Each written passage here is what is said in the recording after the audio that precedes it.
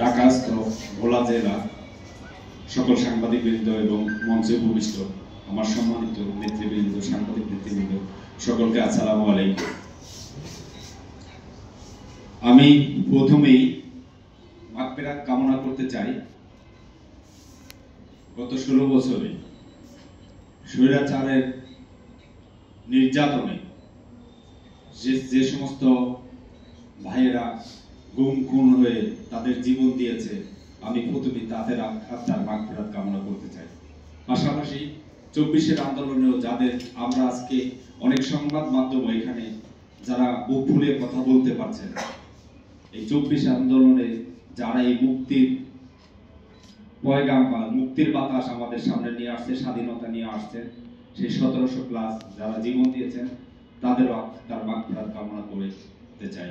পাশাপাশি আমরা রমজান মাসে ইফতারের জন্য এসে সবাই আলোচনার দ্বার প্রান্তে দাঁড়িয়েছি, কিন্তু পাশাপাশি গত পরশুদিন সেহরি থেকে শুরু করে ফিলিস্তিনে অলমোস্ট 1000 আমাদের মুসলিম ভাইয়েরা জীবন দিয়েছে। তারা রাস্তায় ত্রাহে ত্রাহে করে কাঁদছে, তাদের ইফতারের সামনে পানি ছাড়া পানিও নাই অনেকের কাছে, এবং 1000-এর মতো আমাদের মুসলিম ভাইয়েরা জীবন দিয়েছে। বিশ্বে যারা মানবতার কথা বলে, যুক্তরাষ্ট্র হতে শুরু করে ইসরায়েল বা আমাদের পাশে ভারত, বিভিন্নভাবেই গত কিছুদিন আগেই তুলসী গেবার্ড আমেরিকা সিএর প্রধান উনি বলেছেন যে বাংলাদেশের সংখ্যালঘু নির্যাতন হচ্ছে। তারই পরে আমরা সব সংবাদ মাধ্যমে দেখলাম যে ভারতের নাগপুরে সবচেয়ে মুসলিমদের উপরে নির্যাতন বেশি হচ্ছে। সুতরাং ফিলিস্তিন হতে শুরু করে যারাই বিশ্ব মানবতার কথা বলে, অন্য দেশকে আঙ্গুল দিয়ে দেখিয়ে কথা বলে, তারাই সবচেয়ে মানবতা বিরোধী কাজ করে এবং মানবতাকে ভুলুণ্ঠিত তারাই করে। পিছে একদিকে তাদের মুখে থাকে মানবতার বাণী, অন্যদিকে থাকে তাদের অন্য সে আক্রোশ চেহারা। এবং পাশাপাশি আমি বলবো, আজকে যারা সাংবাদিক ভাইয়েরা এখানে আছেন,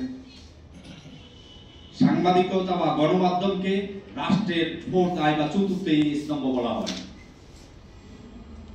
কিন্তু গত 17-16 বছরে স্বৈরাচার শেখ হাসিনা একাই হয়নি। এক শেখ চুন্নিকে স্বৈরাচারের করার জন্য যারা দোষর ছিল, মোজাম্মেল বাবু বলেন, ফারজানা রূপা বলেন, মুন্নি সাহা বলেন, তারপর শ্যামল দত্ত বলেন, সন্তোষ নন্দী বলেন, যারাই নঈম নিজাম, নঈমুর রহমান হতে শুরু করে অনেকেই ছিল, তাদের কিন্তু বিবেকটা সেদিন তারা দেয়নি, বরং অর্থনৈতিক লোভ বা ব্যক্তি স্বার্থকে তাদেরকে সবথেকে বেশি তাদের মধ্যে তারা দিয়েছে, এবং সেই স্বার্থের হাসিলের জন্য তারা স্বৈরাচারকে এখানে বসিয়ে রেখেছে। আমি আপনাদেরকে অনুরোধ করব, রাজনৈতিক অঙ্গনে আমরা যারা ভোলাবাসী আছি, তাদের যথেষ্ট, যে দলে হোক না কেন, যথেষ্ট অবদান রয়েছে। আপনাদেরকেও আমি অনুরোধ করব যে ভোলা সাংবাদিকরাও গণমাধ্যমে তাদের সত্য উন্মোচন করে আপনারাও একটা ন্যাশনাল বা দেশের সকল গণমাধ্যমে আপনারাও আপনাদের অবস্থানকে, যে ভোলাই আরেক রাজনীতিতে যেভাবে অবদান রাখে, গণমাধ্যমে সেভাবে অবদান রাখবে।